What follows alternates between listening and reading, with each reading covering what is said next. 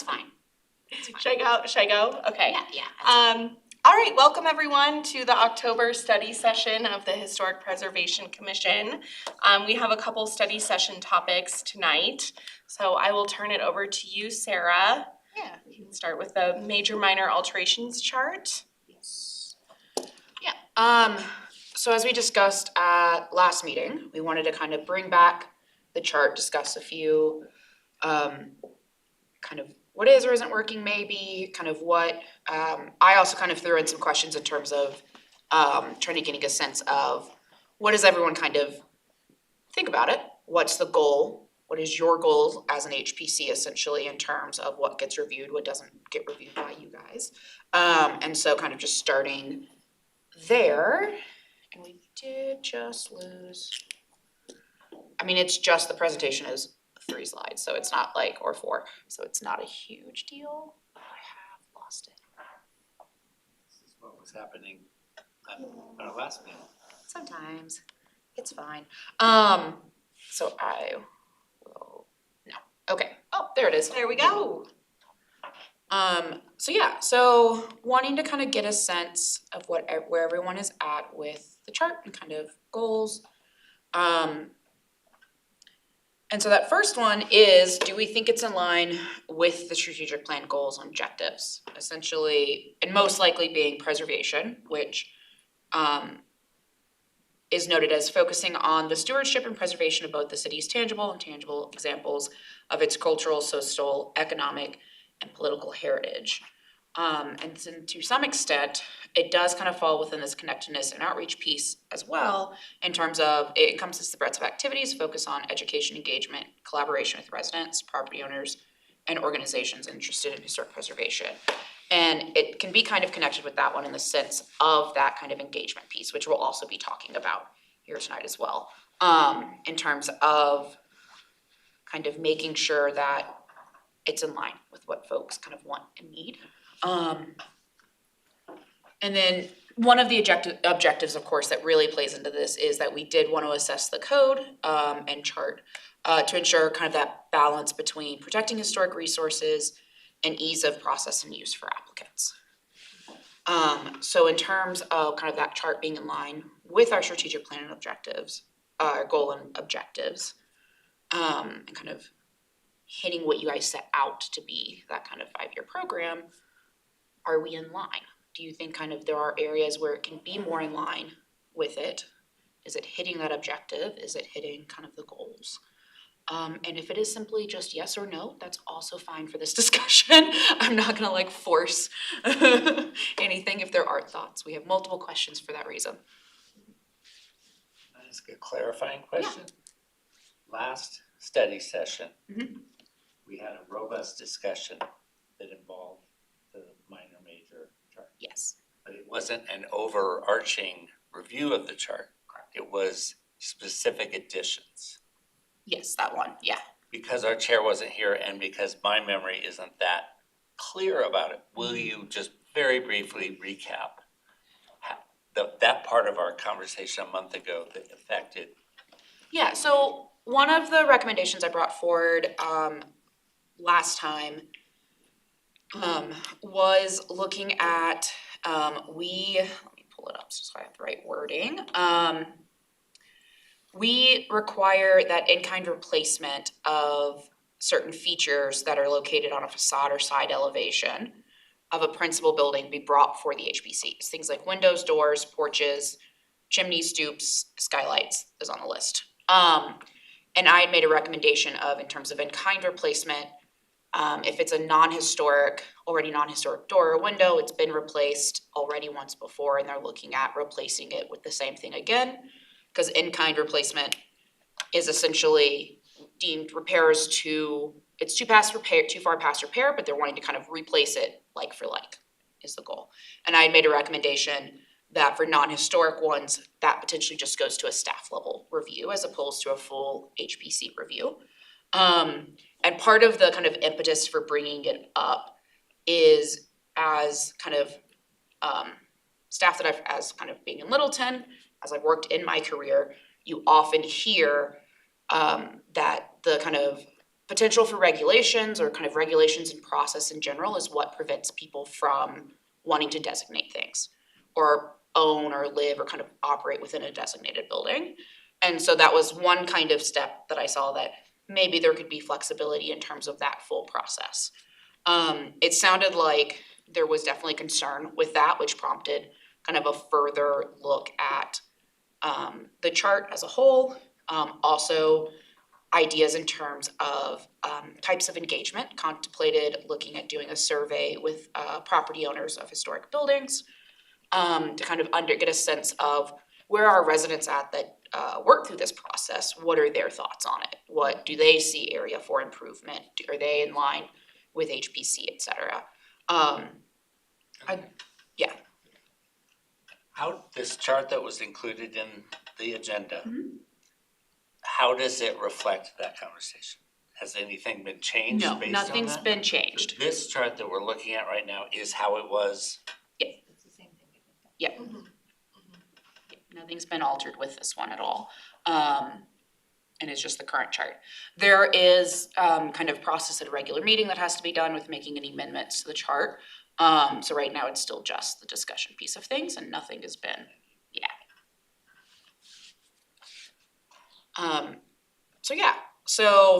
and then kind of a similar, the first two questions are just kind of, do we think the chart is essentially in line with your own defined goals and objectives? And then within the code, it notes kind of its purpose of looking at protection and preservation of various architectural styles in the city that reflect the city's history, stabilization of historic buildings and neighborhoods, the establishment of the city's historic register, cultivation of civic pride in the art, architecture, and accomplishments, encouragement of continued private ownership and utilization of historic properties or districts, and then promotion of thoughtful community planning design and maintenance and improvement of economic and financial benefits through protection of attractions that bring tourists and visitors to the city, and then provision of educational opportunities to increase public appreciation of the city's unique heritage. So that's kind of the purpose statement within the unified land use code. I call it the ULUC so much that I forget what it actually stands for. So sorry about that pause. It's Unified Land Use Code. And so I guess kind of for y'all, do you think that it's kind of accomplishing those? Something I'm wondering if it is adequately covered. And you briefly mentioned it earlier. You have a historic structure built, let's say 1910. Mhm. Windows were replaced in 1940. They now need replaced again. Do they go back to 1910 or do they go to 1940? Or do they go to something more modern? Where is that covered in this document that would be reviewed either by us or by you? Where would that example fall within this? So it would likely be a board level POA.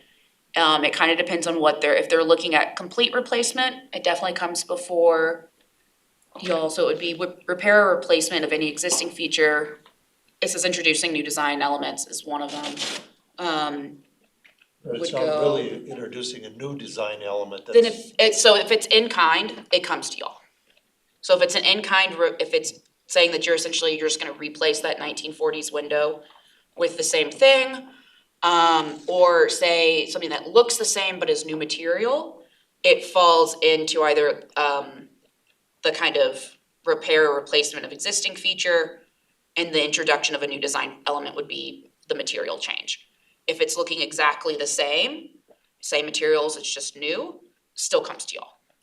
If it was on Difference. the front facade, but if it was on the rear, That's right. So if it's on the rear, it would come to staff.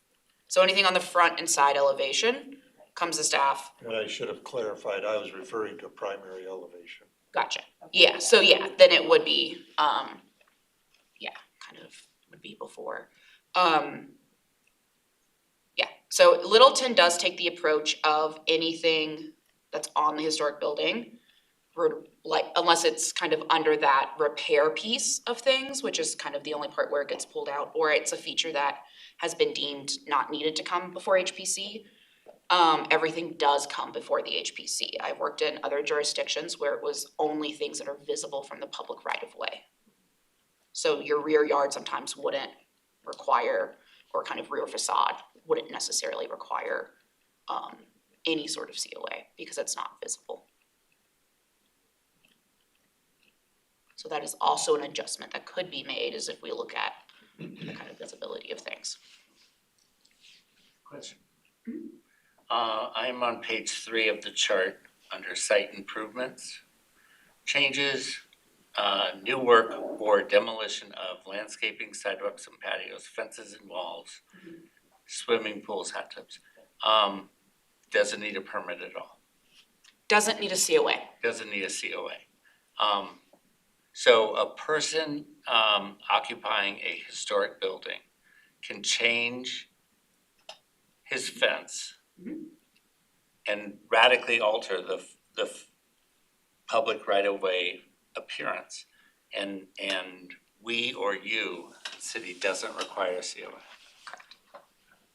It does have to fit zoning code, Sure. which in terms of kind of the front yard, the code is set up that it has to be at least 50% transparent and not taller than 4 feet.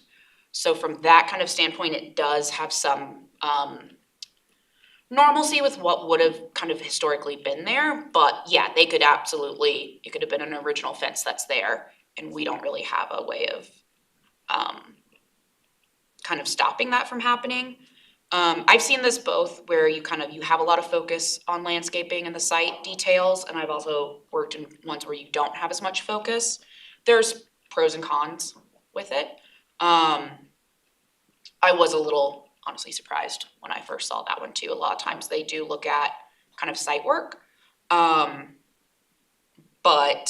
again, it's a lot of times the reason that they aren't necessarily is because those are features that are often changed with some frequency.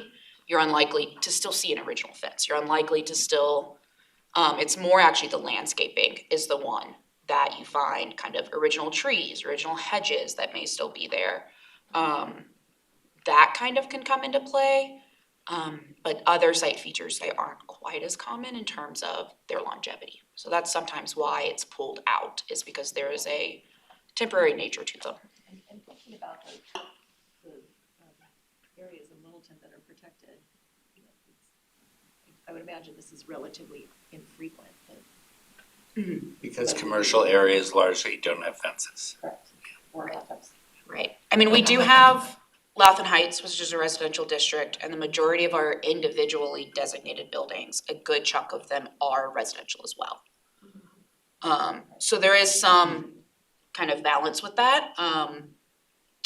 We have had some come up before though where, and it's not under our purview right now, but we get a plan where like a business owner would want to pave over the front yard to allow for like seating space. And that I think can be, Yeah. We have, yeah, in commercial areas we have. On a different subject here, we held a formal vote from a homeowner a month or so ago. The discussion, which ended up with a split vote, had to do with him relocating the kitchen within a historic structure.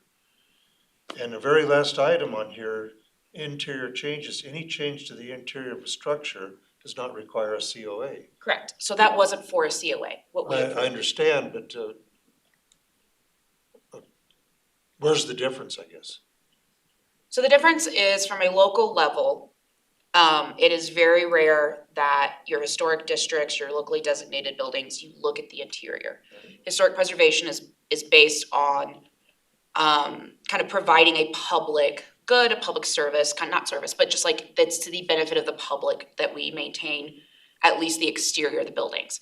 Because buildings inherently in the interior, especially residential, are not public, you're allowed to kind of make those changes. The reason that project got before for interior changes is because it's a tax credit project. Tax credit projects do allow you, because they are receiving a financial benefit, that's why they're looked at more strictly and the interior is allowed. The standards that to piggyback on that, the standards that we apply to a historic building and construction do address interior. That was sort of left fuzzy at the meeting. There are standards addressing interior that project was compared to, right? So If You could- you- if you so say that- no, we're in big trouble. no. So there are not specific standards for the interior.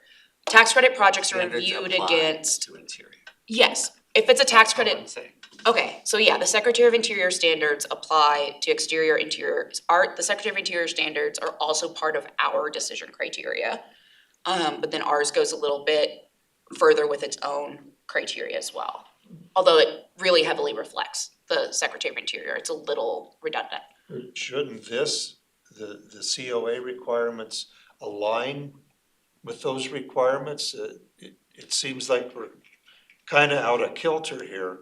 That would only apply if they're looking for tax credits, is what I'm Correct. hearing. Yeah, so the interior, we only have purview to review the interior of a building if they're receiving a tax credit.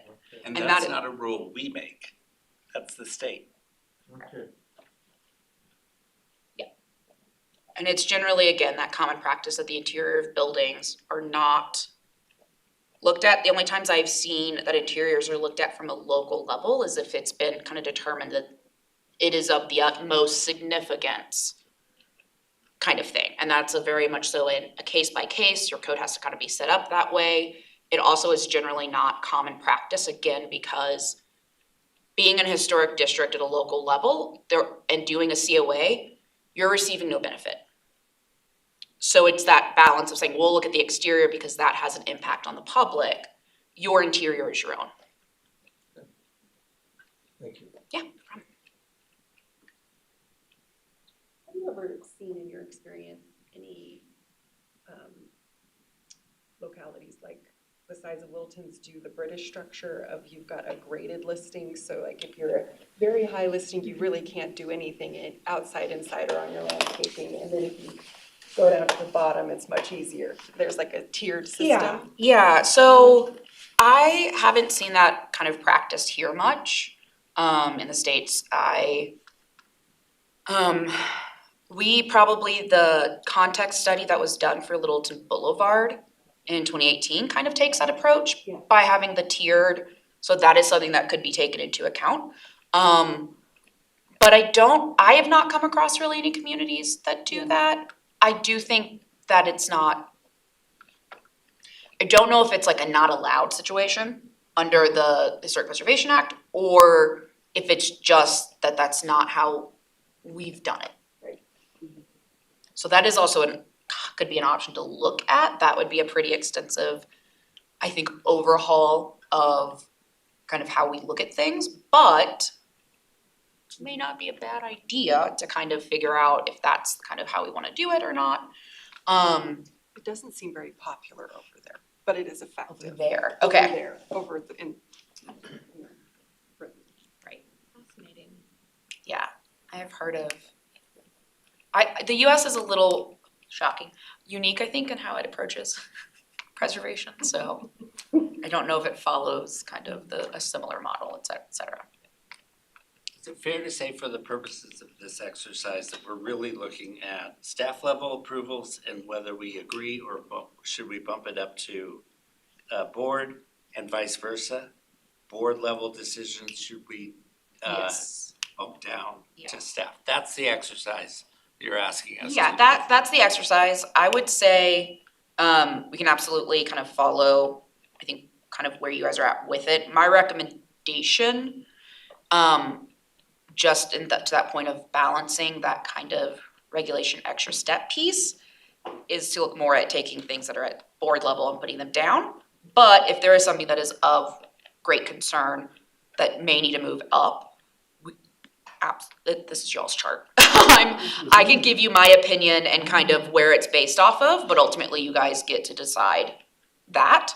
There's only about 10, I mean, we could go through them if you want, the ones that are board level. Yeah. You know, and see if there are any comments. Do sort of a, Sure. How would you deal with the building that's on the corner of Prince? The one that we looked at, where they wanted to put an addition on the back of the building, and then the other two, I think, were canopies. Because that would be considered the rear of the building, has that, So there is caveat for, let's see how we write it, because there are things where it notes kind of minimally visible from the public right of way. So those are fairly visible from the public right of way than being on a corner. And a busy Um, intersection too.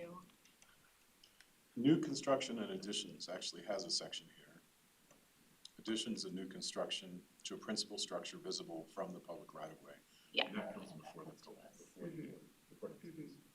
Now, I mean, there could be argument made for those ones kind of on the corner, or anything on the corner that's actually kind of at like an addition on the rear that just happens to be a corner lot. There are, you can take different approaches to where it's the scale of that addition. That kind of, if one was say just a canopy or like a kind of shed roof type thing, there's a permanence or lack thereof to it, so that could be justified to say, well, let's do a staff level. Or kind of how it's written here, because it's an addition and it is visible, then it definitely comes to y'all.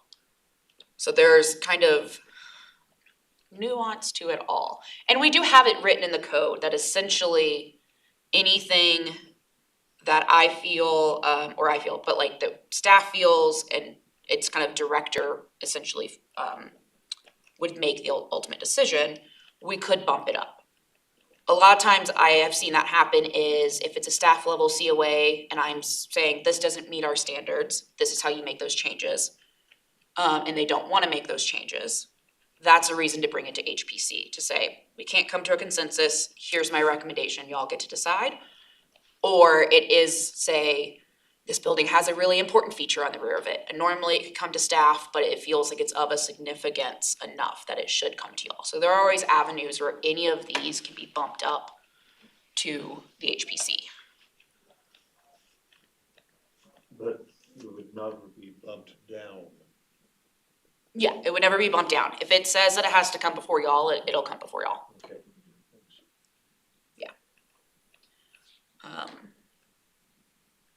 And the ones that require no review, like, would you still be aware of those if projects were happening in the district? Yeah, most likely, mostly because a lot of this work would still require, building permits. Okay. And whenever, for the most part, how our system works is that if there's a building permit that's, on a designated building, I automatically get flagged. Okay. So pretty much it's mostly downtown is where it's come into play. But yeah, so some of it we wouldn't, so that is there is risk in that. So I could see it more, with like painting of buildings.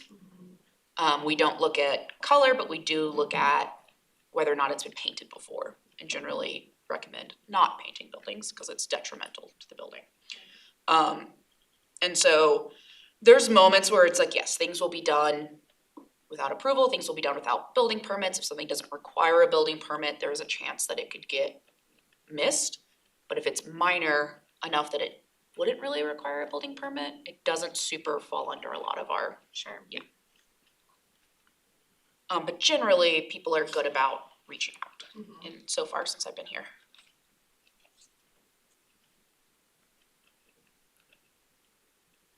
I think the one that just makes me nervous is the painting and the landscaping and adding maybe accessories to the front of buildings. You know, like I'm thinking about the melting pot and those like domes, you know? The domes and the umbrellas. Uh-huh, That are and- temporary. right. And so that definitely, some of downtown especially, melting pot aside, a lot of the outdoor seating is actually kind of in the right of way, so we just don't have purview over that anyways. Melting pot wise, I'm not quite sure how all of that was permitted, since it was prior, but it should be that temporary nature of it. Is that ultimately when those are removed, it doesn't affect the integrity and significance of the building. It's unfortunate because they don't look the greatest. And they need a temporary place there. Yes, Right. they've been there for like 5 years. Yeah. And that's where it's like, I don't know, I'm assuming they received permitting for that allowed for extended use. And so, they're not likely actually in, Well, it did come before the HPV at Okay. that time. And I'm not speaking on the record here, but my recollection is that HPV declined to approve a permanent additions. Okay. And then here comes the pandemic.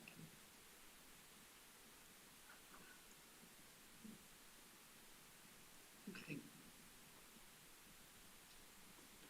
We've already spent 30 minutes on this. Speak now or forever hold your peace. If we go through each of the 10 one by one, that'll be a really long time. We need Yeah. it, I mean, we can all read it, yeah. I'm fine with it as it stands now. I don't see anything that stands out as, oh, that really should be staff level, not commission level.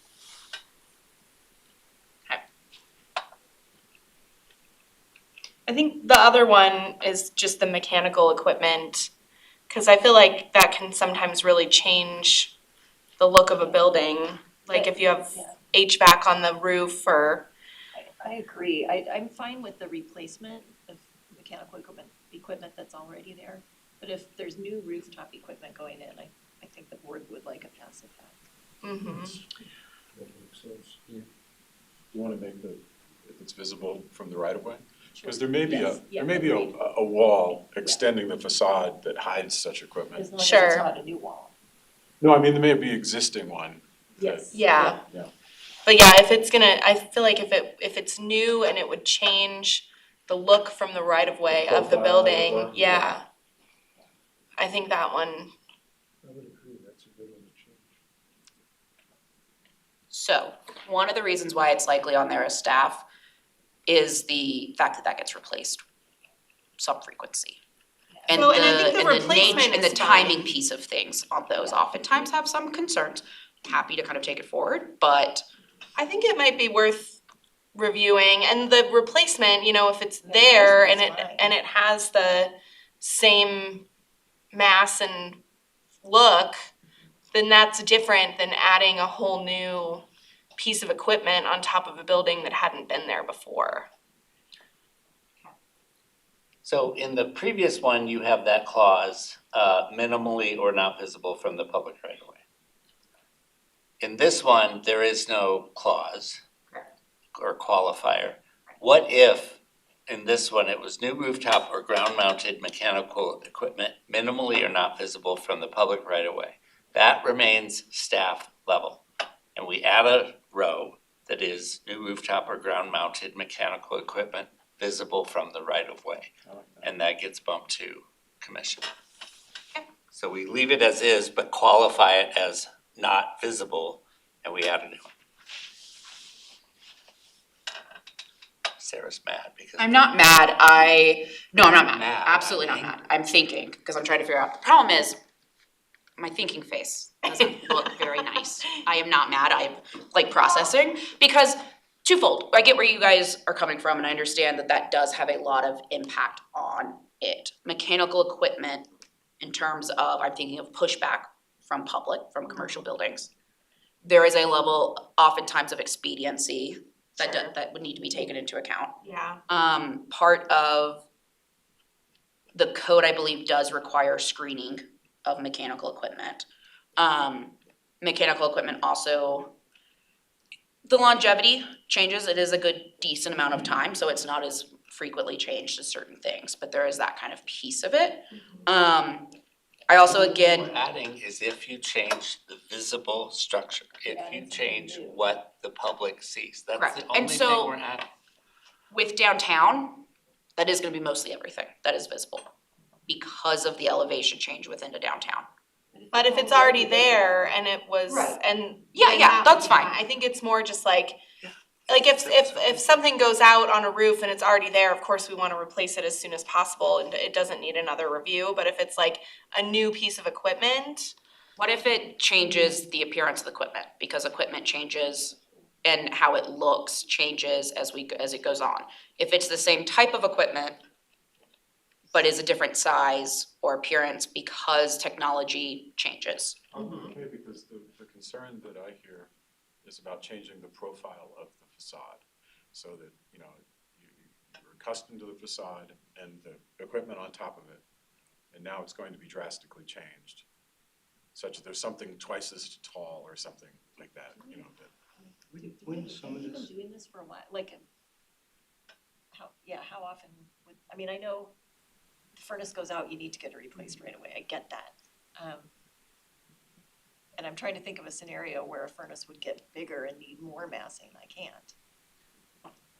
I think we get into the weeds here if we start worrying about that. If there's already But I existing think that's relevant though, equipment to, on the roof. yeah, if there's already existing equipment, that's fine, unless it materially changes. The scenario I can think of is a building owner decides to put solar panels on his roof. If they're gonna be visible, Then we we need would want to that be to able come to to us. Yeah. discuss it. We That's a good, Totally agree. Maybe there needs to be some more qualifiers around our amendment, because as a business owner being on Main Street, if you're trying to keep your customers comfortable and happy, and you have to wait a month in between getting approval to replace equipment that might have failed because it does affect that primary profile of the Profile's gonna building, change. that could get a real reaction. right, yeah, well, and especially if it were to affect business at all. And the primary things on the rooftops that I think we've also seen, they do tend to be HVAC stuff, like air conditioning and maybe not so much the water heating systems, I don't think, but that's what tends to be up there. So if it were to go out in the middle of summer, which is probably when it would go out because it's being used, the HVAC stuff at the top, I could see business owners down there being a little bit like, oh, do tell me why I need to wait to get Well, I approval. think it depends on Well- what goes into to replace it, if it's, So we And if might it need was some more, already like- there, exactly. like, this would be like adding a whole new, like, instead of replacing what's broken, choosing to completely redo your whole system and what it looks like is what we would wanna see. And that might make, frankly, when you're thinking about that, that might make a ton of sense for people to say, why on earth would I replace it in kind? The system breaks regularly and I need to do an upgrade so that I'll get a longer duration out of it. That does then change what's visible in the profile, but that's all to help their business run effectively. Sure. And then we're stepping in, and I think that one could get, that could cause a pretty big impact depending on what they're changing, what they're trying to upgrade instead of replacing. My biggest concern, I used the words in the weeds a few minutes ago, where do we draw the line? He's gonna put in a new HVAC system. If it's 10% bigger, do we need to see it? What if it's only 5% bigger? It could be really difficult to determine what's material to and what. get past this gray area. It's much easier just to say if he's already got HVAC, On the staff at that then point. staff can approve the Well, I replacement of would- HVAC. From a staff level perspective, it being gray, not ideal. It would come to us then. Like, it is, the way it's written now makes it pretty clear. If we're saying substantially changes X, Y, and Z, without it kind of being very straightforward, it does make things difficult for people to understand. So then maybe we stick with the replacement versus new, which is on the chart now. Yes. And so that does mean though, if it is replacement and it changes profile at all, it wouldn't come to y'all. Because that's likely to. the code requires screening, I believe so with downtown, it does. Let me double check. so if they replace a unit, can we request that they provide new screening around the unit? I mean, there are also times though when screening doesn't necessarily make sense for the building, I would say. So that is one thing, but generally you have to meet the standards of the zoning code as well as COA. So let me double check if down, because I wanted to say it does require screening, but.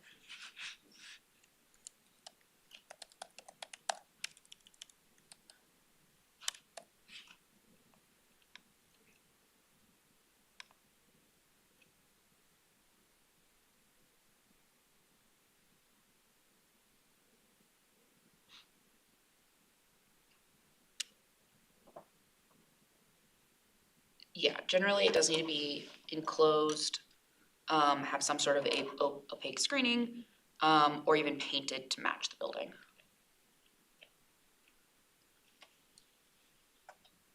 So generally, yes, let me double check, because there's not anything in If somebody downtown replaced the specifically. unit at that point in time, if it didn't have screening, they'd have to provide screening To bring it up to code. to bring it up to code, and that's something that we should look at.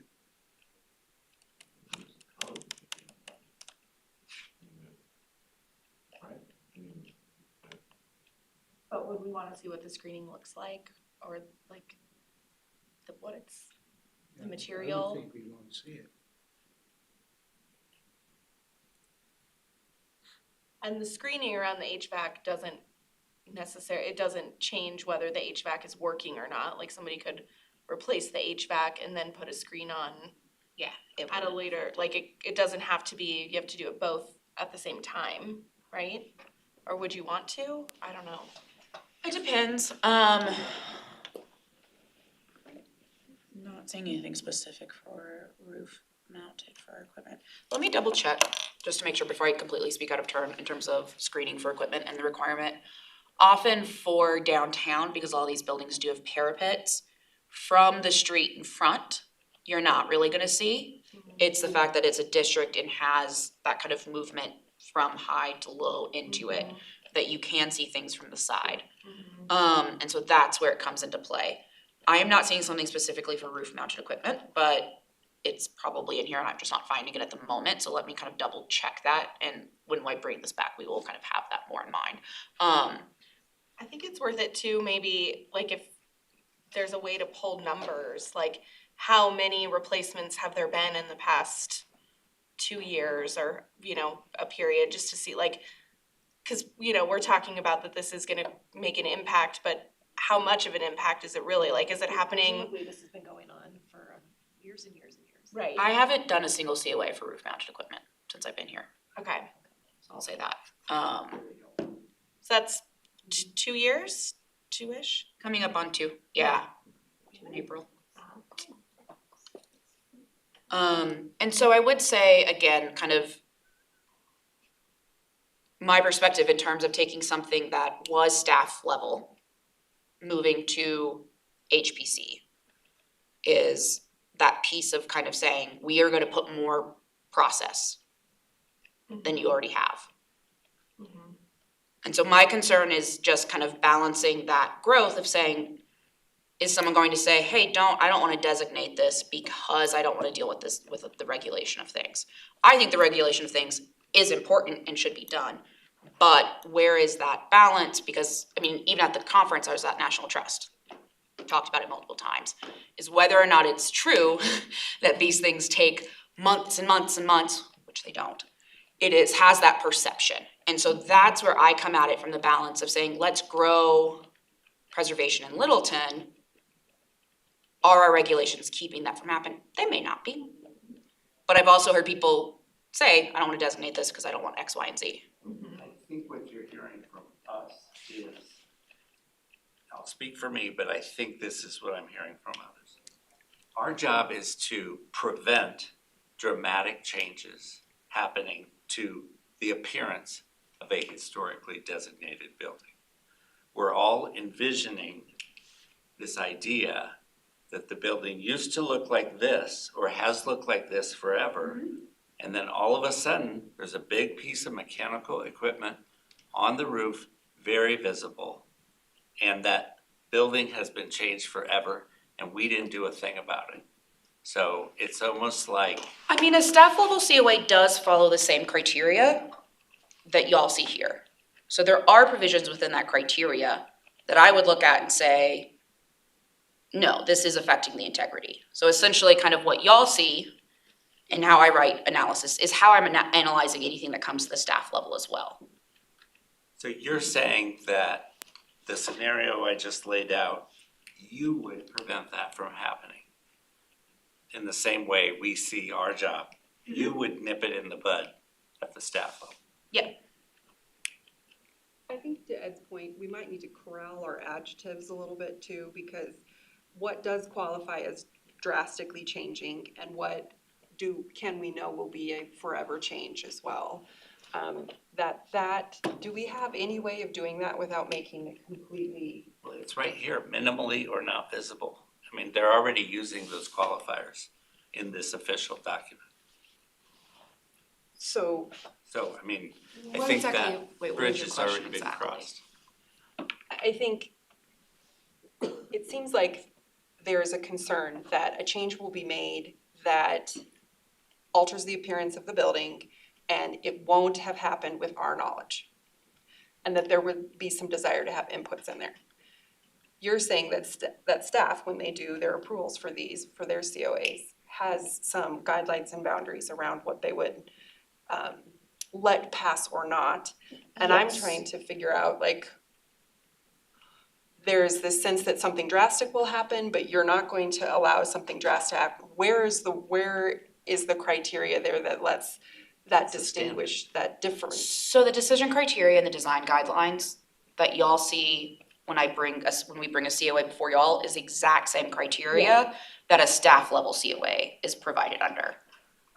It is just essentially things that come to staff level are essentially things that have been deemed the kind of, what you're changing is somewhat temporary in nature, it's minimally visible, doesn't have a large impact, or things that, Stakes are different, in other words. yeah, So staff review things where the stakes are a little lower. Collectively, the commission reviews things where the stakes are higher, and we really do want the input of several voices. But the language about minimal visible is already in the guidelines. I think what Lizzie's asking is, how do you discern that in the guidelines? What if something is minimally visible. where's this line? The guidelines tell you where the line is. Maybe a reference to what the guidelines says, the language the guidelines say, is what would help Lizzie help us all understand Right. minimal versus more than minimal. The change that Jason proposed to the document, to me, seems to be a fair and balanced method of resolving this. If it's new equipment, one would assume that it is probably not a time-sensitive issue as opposed to a replacement. Somebody has actively decided they're going to put solar panels on the roof of their building. So if it's new rooftop or ground-mounted mechanical equipment visible from the street, I believe that it should come before this board. And then we can determine to the extent of just how much it's impacting it, whether it bothers us or not. The whether it bothers you or not makes me a little concerned, because that's super subjective. Whether it's in line with the standards. I just wanna make sure, I'm like, I feel like I need to. Yes, we would make that determination, but only if it's new construction, new equipment visible from the street. All other scenarios would just be a staff level. And then, like Sarah said at the beginning, if it is something that starts out as a staff level, that she deems is something that is worth the board Then, seeing, right, it can get bumped up. if she also, finds a like, there gray is that. area, right. Yeah, Sure. I think that seems fair. We're a quasi judicial body, we're supposed to make tough decisions, so that's fine.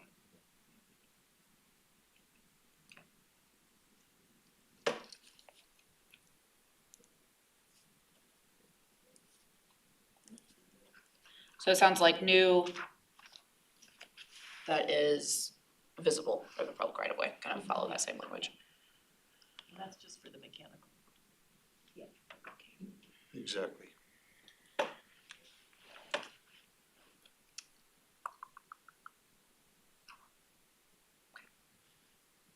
What else? That was the good one. Those were my two.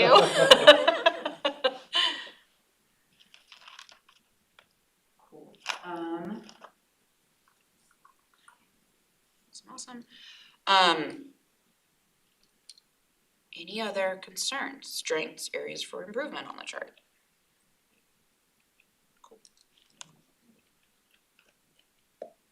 Okay, so these were, kind of came up with some topic areas for engagement, and kind of going off now, kind of knowing what kind of potential changes. Also, side note, did we consensus to not do anything with the in-kind replacement piece of things?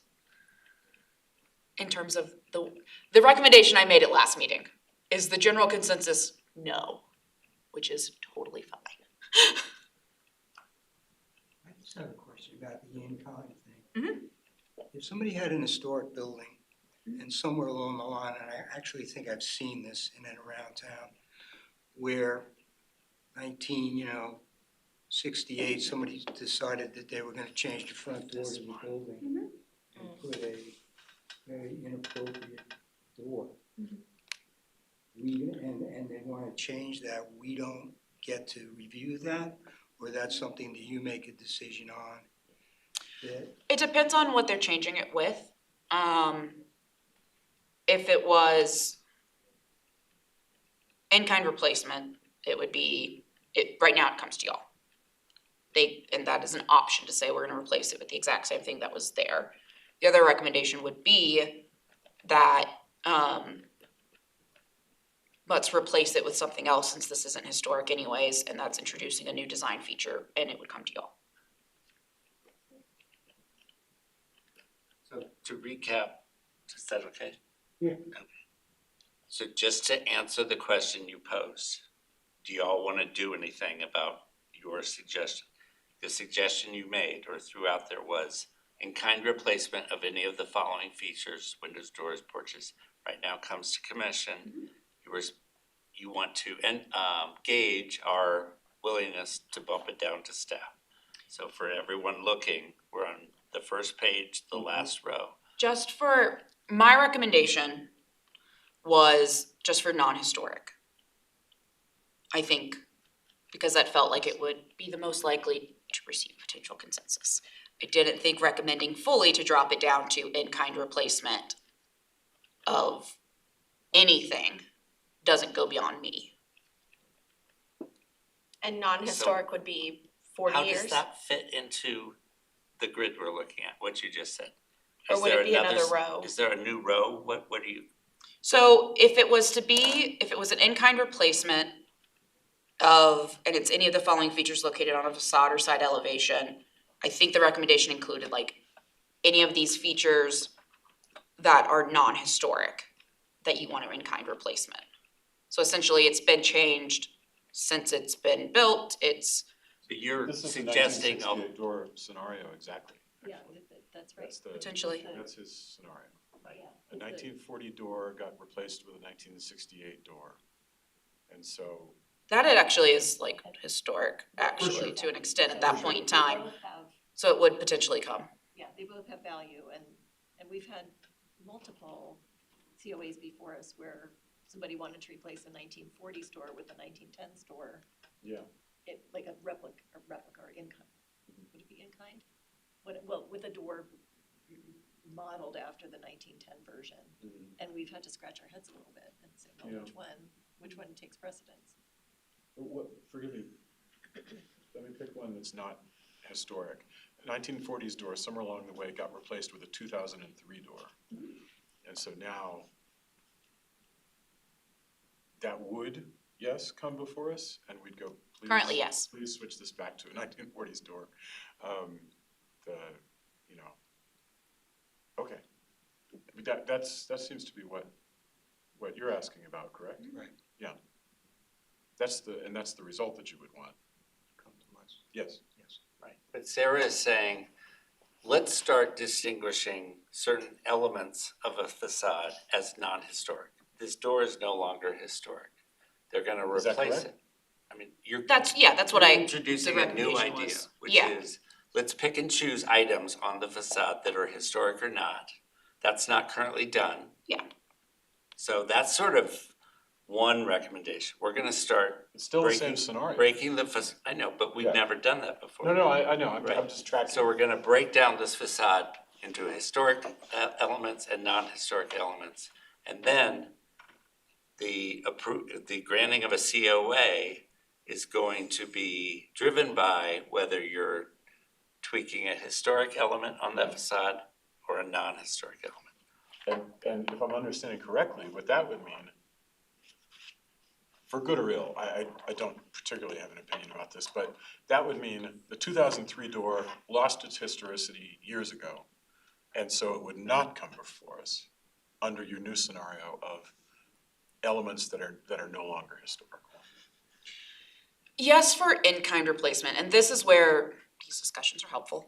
That is a difficult thing to kind of gauge, because there is a level of in-kind replacement means you're putting the same thing back. And so is that door sensitive already? Does it make sense for this building to have this type of door?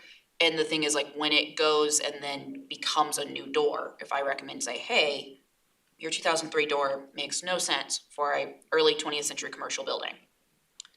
That's now a new design element, and that does come before y'all. So this is where this recommendation may not make sense in practice, and it's totally fine. And I think just like maybe breaking apart the historic nature and, you know, it just seems complicated. I'm having a hard time doing exactly that, even though there may be elements that were added later that aren't necessarily historical, there's still the sum of the parts that we have to consider, the whole facade.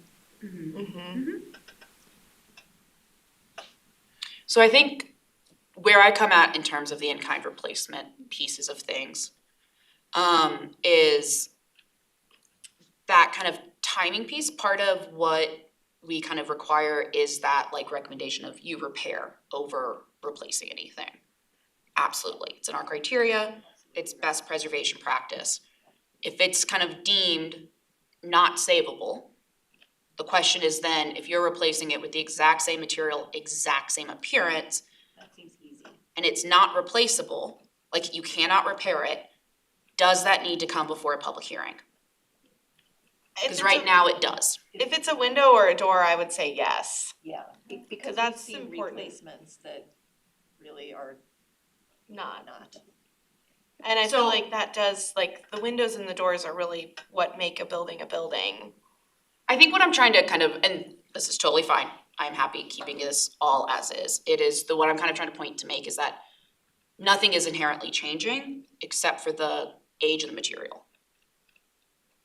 With in kind. That's what I mean. If it really is a really high quality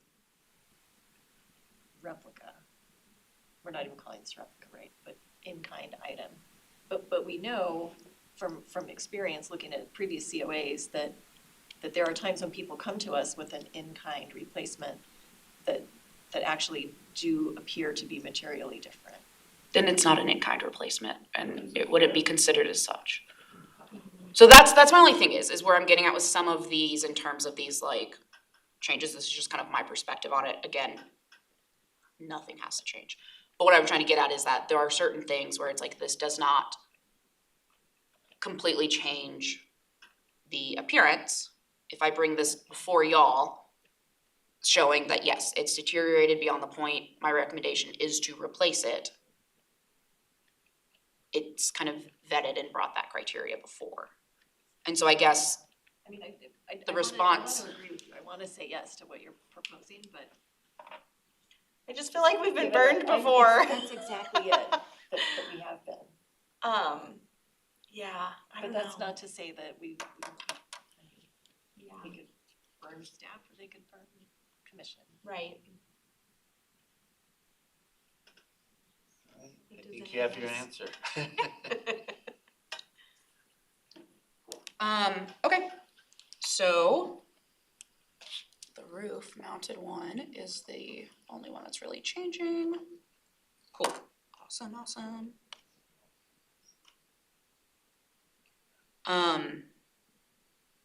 Okay, so for the engagement piece of things, these are kind of, some looking at kind of what we're talking about here, what we've kind of thought about in terms of this engagement, also looking at some engagement studies that have kind of been done in other communities. Golden recently did one, so I kind of was looking at that a little bit. And part of kind of slight shifts in preservation practice to an extent is the kind of idea of when you're doing design guidelines, asking folks, what do they find most important? And again, hitting that balance of like, do you care about these elements? Is this something that really you notice or affects you, et cetera, about your building? So what are those architectural elements? There have been people who within, a lot of times residential, will see it a little bit more, where it's, they don't wanna allow additions going up, but they're real good with additions going back, that may be even slightly bigger than what is normal, but is something that like, as a community, this is what they find important, et cetera.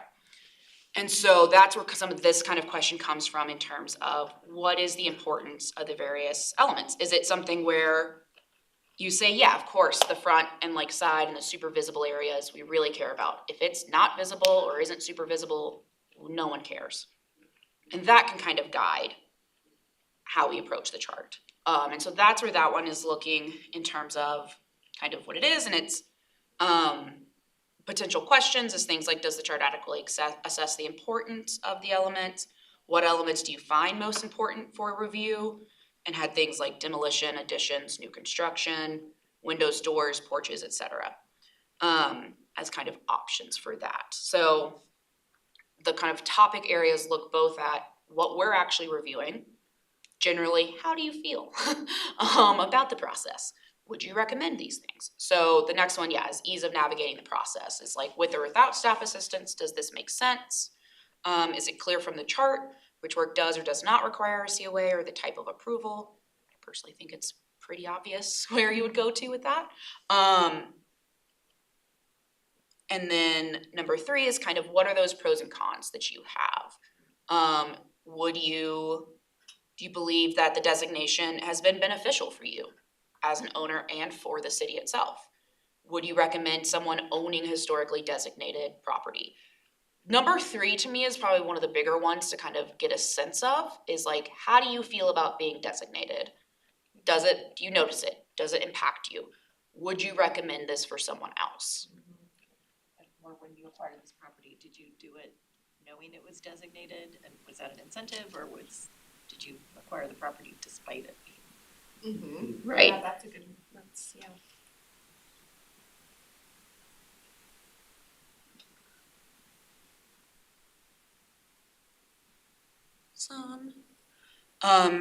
And then kind of what are the areas for improvement and or expansion of historic preservation in Littleton? So it's kind of how might preservation in Littleton be more accessible for residents and or property owners, is the question I have for that one. And then does it align, resident alignment with HPC goals and priorities? Do you believe the chart meets and kind of purpose of the chart as defined by HPC? That's something that actually we haven't really got into, is kind of y'all's ultimate goal. I think it's clear kind of where my goal is kind of hitting that balance of like what provides enough regulation and oversight at both levels, that we don't have too many bad things happening. It'll always happen. There's no way to completely prevent changes from occurring. People will just do it without a permit sometimes, and we have to retroactively look at it. But for the most part, like, does it hit the kind of purpose? And I guess for y'all, what is your purpose for this chart? What do you ultimately want it to be? And that is a little bit of a question right now. So if you have thoughts.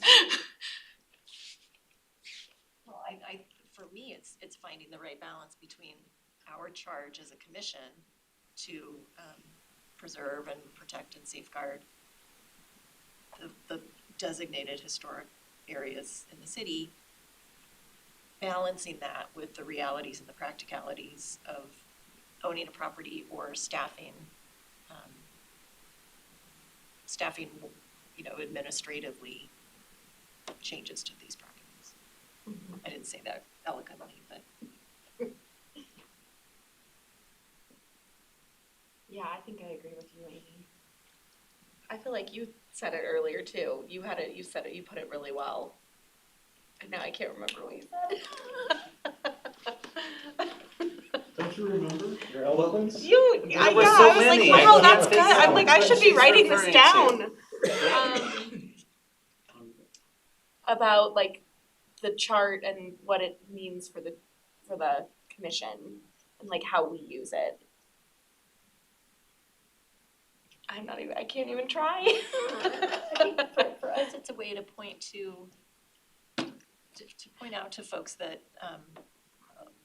being in a listed or a designated area shouldn't be a barrier to you owning and making the most of and enjoying this property. That the city has designated us to safeguard the nature of the property, the kind of overall, the sum of the parts of the property. And the city will work with you on the practicalities of ensuring that, you know, you can still replace your furnace when it goes out. Mhm.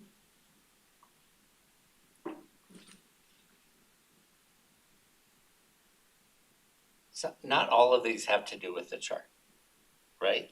No, they're just general, You sort of threw me when you got to 5 and suddenly it was an engagement with the public about the chart.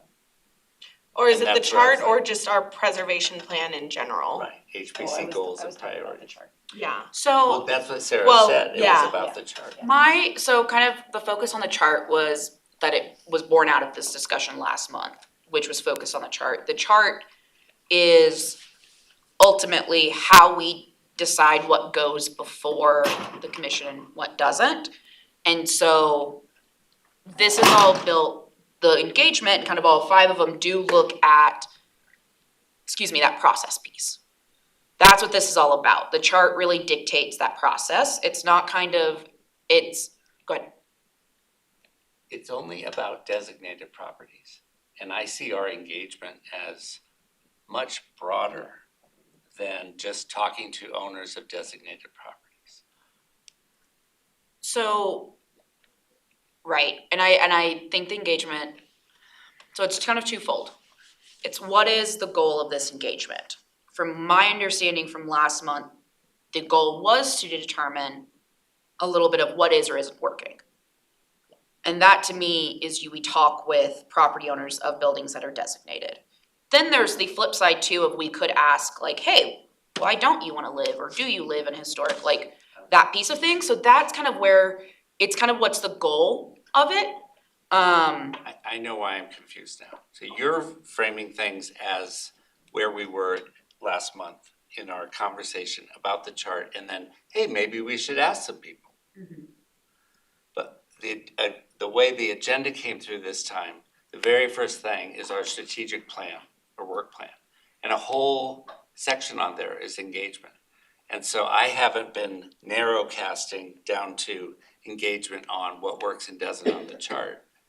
And I've been thinking, what did we want to do as a commission to engage the community? So I'm clear now on why you're talking here and why I'm talking here. It's because the first thing you put in there was the plan, was our strategic plan, which talks about engagement at a much more macro global level.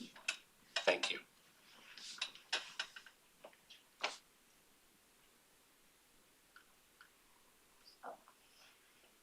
Thoughts, concerns, hopes, dreams?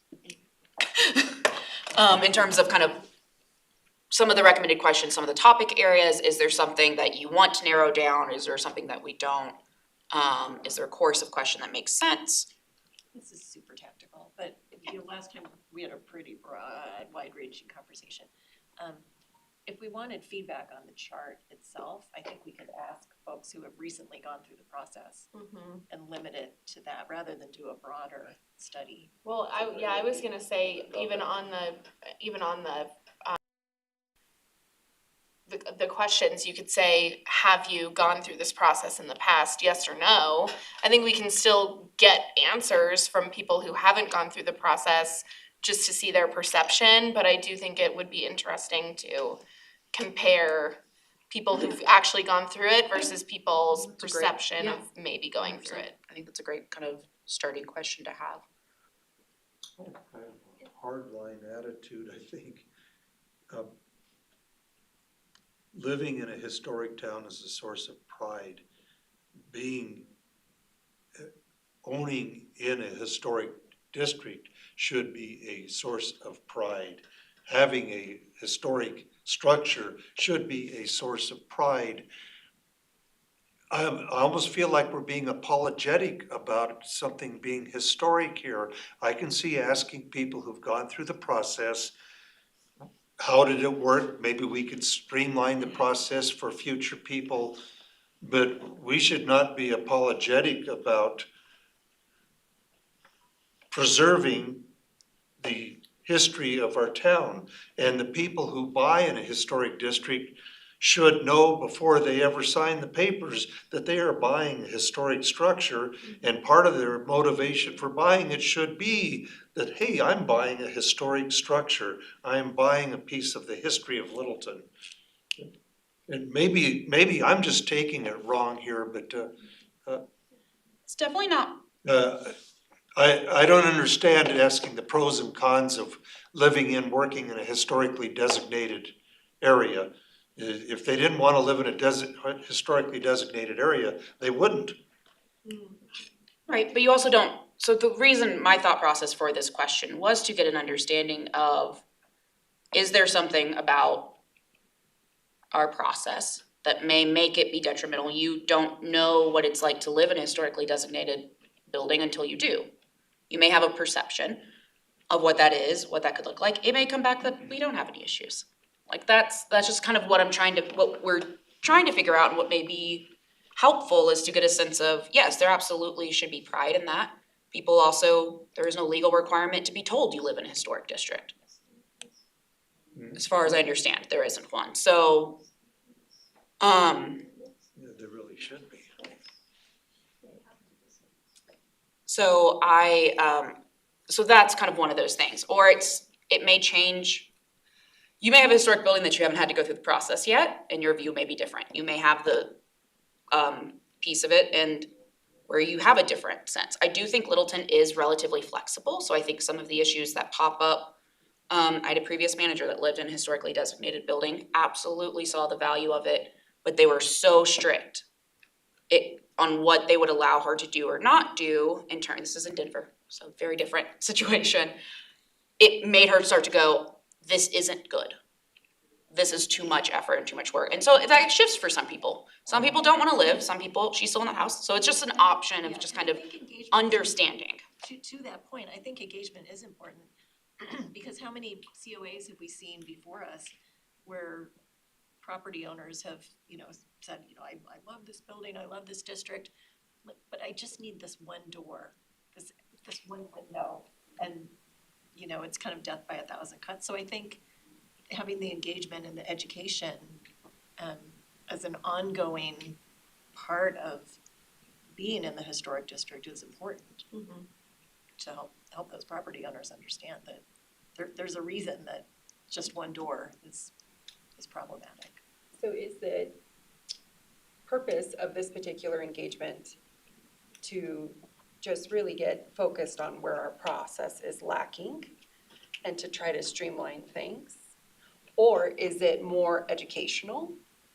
Or are we generally curious about perception as a way for us to understand gaps of knowledge in the overall perception or understanding of what, like we've got, I think it's interesting to think, like what Jason was saying earlier about, is this big or just a tranche underneath the big for engagement, what our purpose would be for this.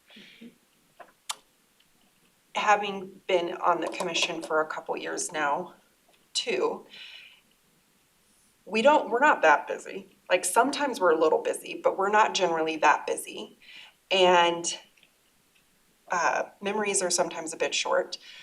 My thought that is if the purpose for this is to really streamline what we're missing in our process, if what we're receiving is what we need to be making decisions on, and if that is taking too long to satisfy our customer base, so to speak, then do we do a survey like this? I guess at all. what problem are we trying to solve for? What problem are we trying to solve? Literally was going to say those same words. And the group, Literally was gonna say those same and words. we know that our group is small. Like if we just go like, okay, we're gonna sample the last 2 years, that's a small amount of people. Yeah, So like, what's the point and what's the group? and to what end? So again, when we came up with the strategic plan last year, my recollection is that engagement was about educating people about our role and Littleton's commitment to historic preservation at that level. And then last month, talking about code changes, I very distinctly remember Kalina and to a certain degree Lizzie talking about this notion that commercial building owners downtown feel it's too bureaucratic and onerous right now. And we need to be doing something to streamline the process or ease the process. And that's very much the vibe you're sending out today. You know, that's the That's according to the number Kalina last month and according to Sarah this month, there is a problem. And we're slowing things down. But I really appreciate what you said, Ed, that's our job. We're not here to determine how important or unimportant historic preservation is. That's already been established by designating districts and buildings and creating a commission in the first place. And so let's stop apologizing and thinking that somehow we've got to grease the skids because there's this amorphous group out there that's complaining. So. But I'm all for streamlining the process where we can. If there is an issue, then Well, and I feel like we've heard the feedback about the amorphous group of complaining. And I think that this engagement with the property owners in the district could actually put some parameters around that and are there actually complaints or is it anecdotal? And is there something we can do? Okay, so that takes, sort of a generalized list of 5 items and really zeroes in on, we're gonna survey property owners. And we're gonna ask them 10 questions based on their perception of making changes and whether they've done it and what the process was like if they did. I mean, is that where we're sort of gravitating to? I mean, from my understanding of last month's conversation and where I was trying to go with kind of these 5 points is to understand, is that what's happening currently in Littleton? Are people happy with the process? What are potential issues with it? Is there anything that as people who live in historic districts in these designated buildings, would they recommend it? Would they buy another one? Would they are they there in this home because it's designated? Things of that nature is kind of what it's looking at to understand if we have any issues, if at all, with our kind of process. And also to just responding to the fact that commonly your regulations, this kind of extra process is a reason people would not designate a building. And so if people who are in designated buildings don't really see an issue with what's going on, that's a pretty good litmus test of saying, there may not be any issues.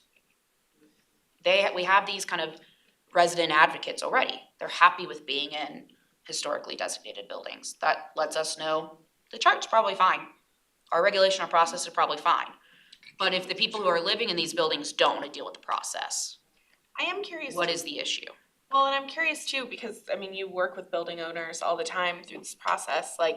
Do you have any general themes? Are people grouchy about the process? Are people fine? I'm not sure if anybody's super happy to go through this, regulatory process, but are what are their feelings throughout it? Generally, so far in Littleton, it's been, shucks, this is gonna take a minute. I wasn't quite aware that this would take this long. there's been some, you have delayed my project so immensely, it's costing me money. And then there's a lot of, they go through the process and they go through the process. To me, it's not a very amorphous group as far as we've met and talked to the people that have come before us with these requests for COAs. That's our active group of users for the process right now. We could come up with a time frame of anybody in the last 3 to 5 years, say. More than 5 years ago, the process might have been different. There might be small changes here and there, but that seems like we should limit the group that we're talking to, and potentially instead of a survey such as this, having done and lived in that world for many, many years, they are so hard to fine tune to actually get a clear understanding of who's the outlier and what's the general perception, that for this small group, I would propose doing something like an interview instead, where we see our small list of folks that have come before us. We ask them these questions specific to the process that they've gone through. There are real users, there are power users, and they're going to have, we know some of them are going to have quite an opinion because we've seen that in front of us. And then also living and working in an area that has a lot of our users. There's a lot of anecdotal information that would be great to solidify and capture. That to me would make a very pointed focus on the issue we're trying to solve here, small group, and that is also bigger picture macro, a way of us doing in-person engagement, something a little bit more hands-on. That is going to spread word quickly. Oh, they actually talked to me. I didn't get a QR code to do a survey. I was asked about my experience. I know when I'm a user that gets asked my experience in person, it hits differently than, can you complete the survey link, which I never click. That's an idea I would propose. Just thinking about the group of 2 years of folks that have come before us, it's a very manageable number. Before then, I don't know. That's what you're saying, is that the N is the number of people who've come before our group. But I'm not hearing that from other people. Sarah, is your N just the 15 people applicants who've come by? I have not heard you say No, that. I've heard you say owners of designated properties. Yes, that's where I was coming from. So there's, But we're not we in- don't have to do this. This is, y'all are kind of, No, I'm just pointing out the discrepancies so we can resolve it. well, I don't think it's a discrepancy to resolve. I think it's a decision of what do you guys want to. We need to be talking about the same thing around this table. And you're thinking property owners, you're thinking just people who have had to go through the process. And they're both valid, there's no right, wrong. Well, that's a decision to be made. We should talk I meant about by it. resolved discrepancy. Yeah. It's a decision to be made. Yeah, Yeah, I was feeling like we were in a very much chatting through processes and options versus making like a pointed decision at this point. So thinking through other ways of getting to the solution that we're looking for, this is the time to. So do people agree that the N is just folks who've gone through the process, or are there questions we need answered by a larger group? And I don't have an opinion on that. I'm fine talking to folks who've gone through the process, because that, To me, that's the group that you're interested in. Not really interested in the larger population in general of how they feel about the historic commission and historic in general. What we want to know is if there's some way we should be trying to streamline our process, and the people to be asking are those who've gone through it. I like your idea. My question though is, are you suggesting that we would go out into the community, or we would invite them to come before a meeting if they so chose? That we would love your input if you would like to join us 2 weeks from now, and we'll serve donuts. That makes me more excited. So in my mind, I was like, how do we make this more one-on-one? And I don't know what the rules are, but it could be interesting to do an invitation and have it more of an open forum of like, we have however many number of questions. This group really likes to, we can go for it. So maybe a short number of questions and then open it to the group of recent folks that have gone through it. Yeah, plan it ahead of time. That could be really interesting. They could relate and dialogue with each other and we could And learn a news lot of from this, that too. news of this would get out into the community. It's going to serve both purposes ultimately. Yeah, People and are if, going to if hear it the- involves all members or more than 2 members of the commission, it's gonna have to be noticed anyways as a public meeting, which is totally fine. But just as, in terms of like the public knowing, it will be public, noticed as a public meeting if more than 2 members. The agenda for a specific meeting would be community feedback on the process. Those who've been through the process in the last 5 years are invited to come, the whole public is welcome to come, Right, but Yeah. we would Good really free like to public see those discussion. who've gone through the process and invite you to come and speak your piece. So like have a panel of 3 or 5 of the applicants who've gone through study session format, and they sit there and they get, I mean. I would have to double check on kind of what how this process from like a kind of like Yeah. what's allowed or not allowed, or can it be studies or not, that all The can be idea determined, of but yes, multiple yeah. 1-on-7 discussions makes my, But it Head could also be explode. like we split off by twos and, you know, do like a interview with property owners, Like at a like one on coffee shop? one. Yeah, or like a Zoom call But or whatever. I love that idea. Um, I think we're gonna bump up against open meetings sh- unless yeah. it says Well, two commission, two you or said less. 2 or more, right? Well, no, Two. it's Two two or or less, less. sorry, So if 2 or there are less. 3 on 3 the or Zoom more. call, then it's a meeting. If there are 2 or 1, then it's not. Great. Or we could even do I get assigned 3, you get assigned 3, and we go 1-to-1, same questions. I actually sort of like the idea of a panel, us talking to a panel of 3 or 4. People feel safer talking with other people talking around them. I mean, some people, it depends on the personality, but, that's interesting, because then you feel less like they're sitting in, like they're, like there's. Yeah, like you're like under a microscope. You don't wanna yeah. sit up there and have one No. I person. just went through that, and I think one other commissioner did for the TAP project in May. Right in that building, right, or that room right there, was a panel of 3 of us and probably about 6 people. Just open dialogue back and forth about the community, Geneva Lodge. So that's what's in my head as a model. That sounds pretty cool.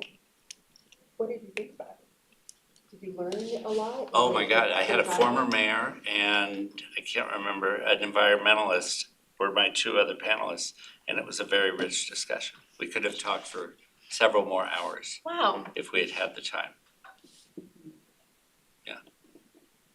Yeah, I think that sounds like an interesting format. And there must have been a regulatory framework that allowed that to happen that we could look to for inspiration to make sure what we were doing was kosher.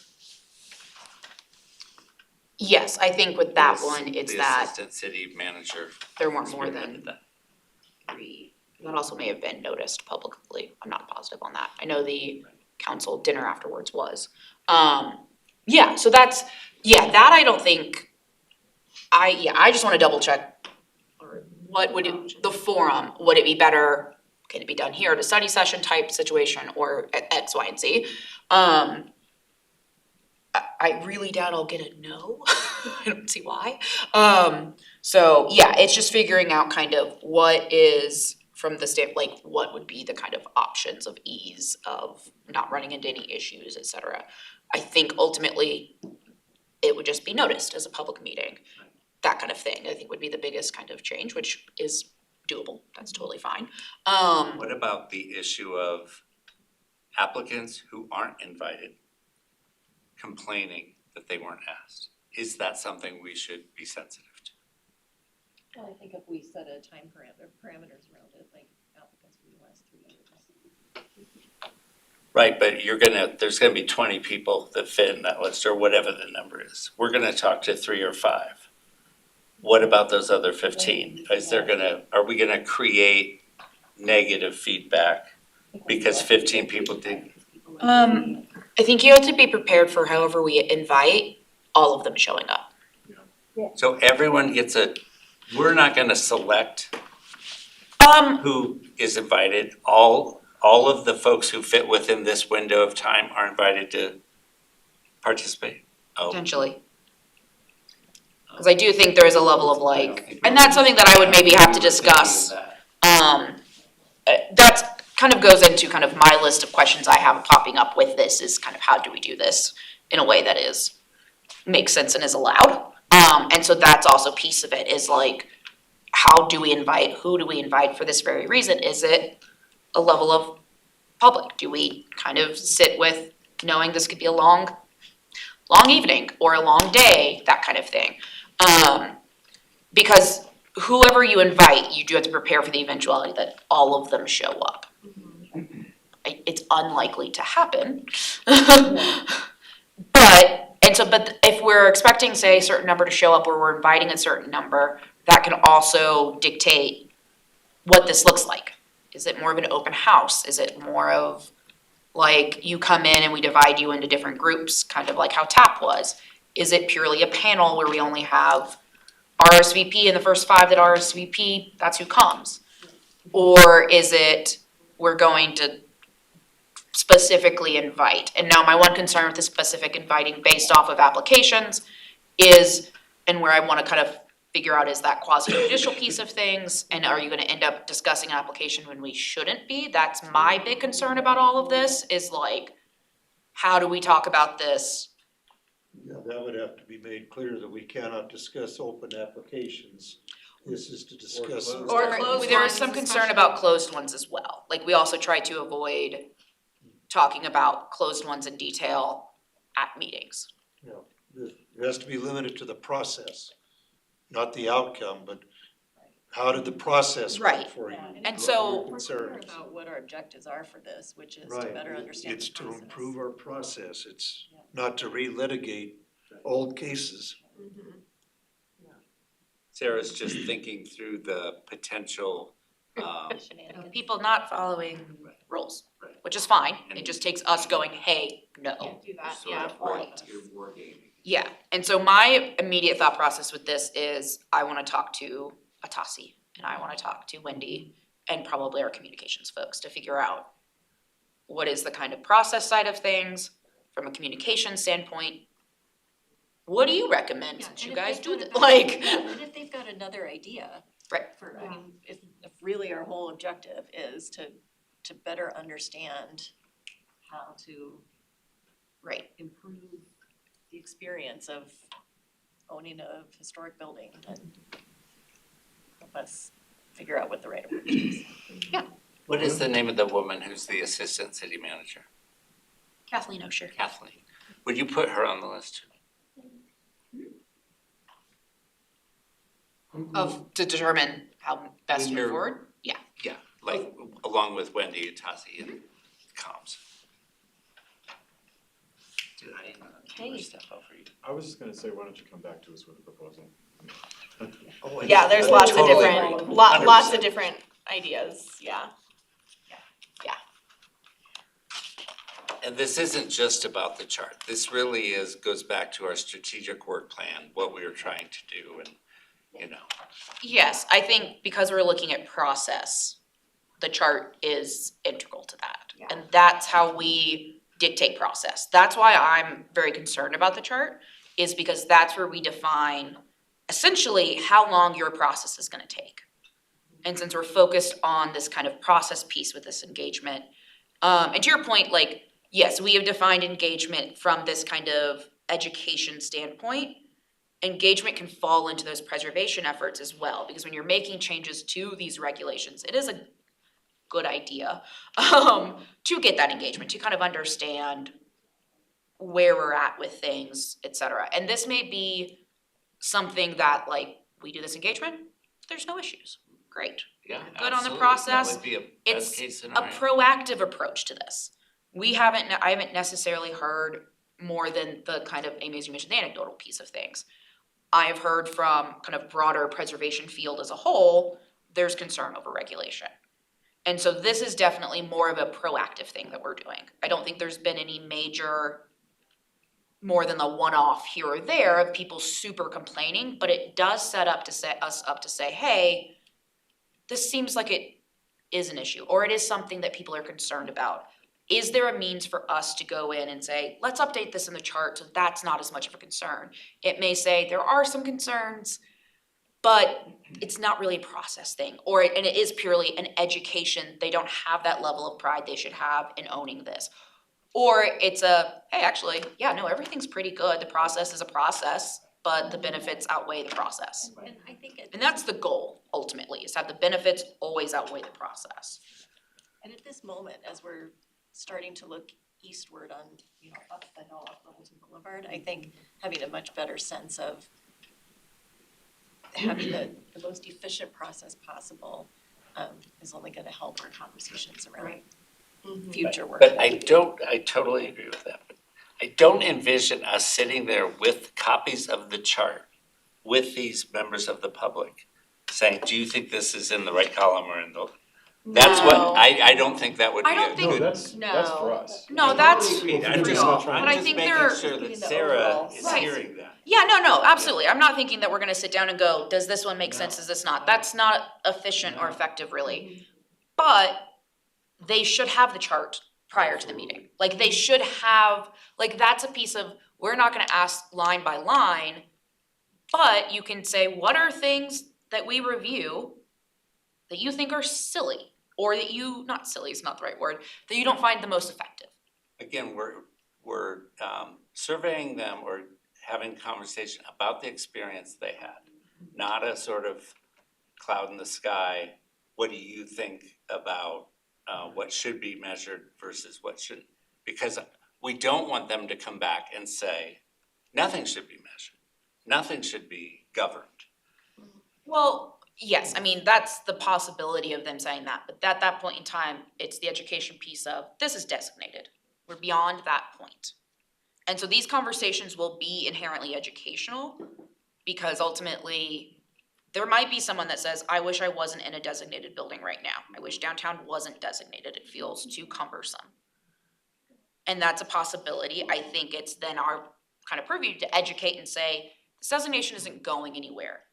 You have this, we wanna make sure that since you do work with this and you do benefit from this designation, where is the pinch points for you, and is there a middle ground that we can come to? But the chart is one piece of that. It could be, what was it like to interact with city staff? Oh my God, so-and-so wouldn't respond to my emails for weeks, or, oh, she was perfect, I got emails back the same day. There's that level of experience that made it a good experience or a not good experience that is just as important as the chart. I think that if I'm understanding correctly, I think that Sarah, what you're suggesting is that these topic areas are kind of what guide, in a sense, that interview that we have with them. Yeah, I think we would definitely set up that kind of piece of things, is what is the, like, what topic areas do we think are important? What do we think will give us the information that we're trying to glean? And so some of these are just also suggestions of just kind of things that felt like they were in line. So they do or don't need to be included. But it is just kind of getting a sense of like where people are at and what they're thinking. So yes, I do think if we will have a set list that everyone should work through and answer. And maybe there's some, they've all been through the process, so like, may not be an issue, but maybe there are some like conditional, well, if they say yes to this or no to this, we'll go with this question over this question. But for the most part, it should be the same across the board. And I think that is the one problem with, not problem, I actually don't mind the interview, I think that makes sense. That is the one thing that you do lose with an interview over a survey, is it becomes a lot more qualitative than quantitative. But the survey probably wasn't gonna be, statistically whatever. It was more generally for our information. So, but it's easier to categorize when it's a survey versus an interview. But if the goal is to interview purely people who have gone through the process, and it being such a small group, talking probably makes more sense than a survey. If we were looking at every person who owns a designated property, a survey probably makes more sense. That's what I was getting at before. Yeah, and yeah, so it's just kind of whatever, Yeah, this is almost a vibe check. Just it's sharing. yeah. Just sharing this comprehensive list with the owners of historic structures would go a long way, I think, towards solving communication issues. If a person owns a historic structure and they have this list, What are you looking at it? Is it the chart? the chart, Minor chart. Oh, the chart, The chart. got it. anybody who buys a historic structure should get a laminated copy of this chart. I know, If you yeah. wanna do this to your building, either you can do it by yourself, or the city has to approve it, or the commission has to approve it. And I think that would solve a lot of communication issues. I've looked it up online before and found Look it. what Your point is it's a The public chart, record. yeah. It's a public, yeah, like you But can even- find it. Like if a new property owner comes into the district, like you could just send them a postcard with the QR code that says, welcome to the historic district. Here's our website, you know? This will show you what you Like, can and yeah, can't like do with and twice a- without permission. Yeah, twice a year, you look up who's purchased properties in the district and just send them a postcard.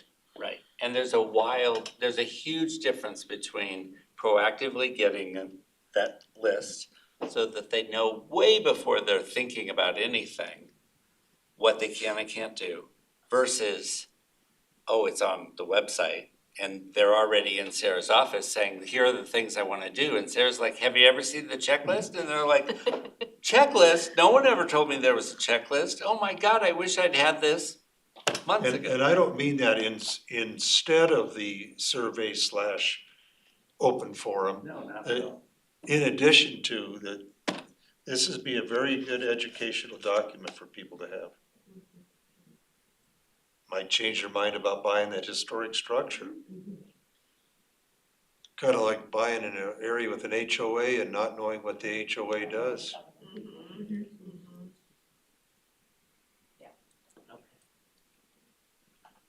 All right. Do you have anything else for us? No, I will kind of chat and figure out what this can kind of look like and if what there might be any hiccups or anything like that. Okay. But yeah, that's all. That works for me. All right. I Well, predict that you're going to be met with a lot of skepticism from city staff.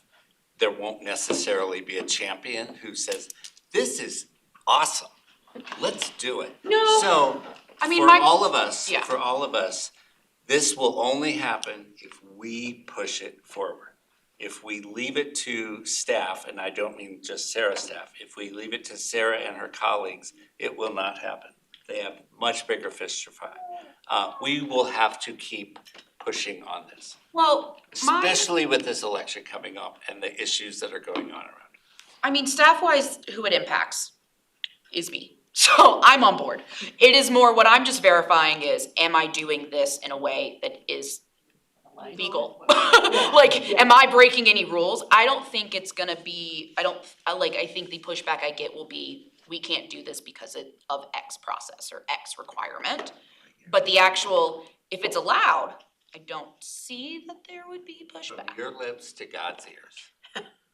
That's not my prediction. well, we will reconvene and see what happens. All right. I'm gonna adjourn the meeting at 8:09. That's great. Thank you, everyone.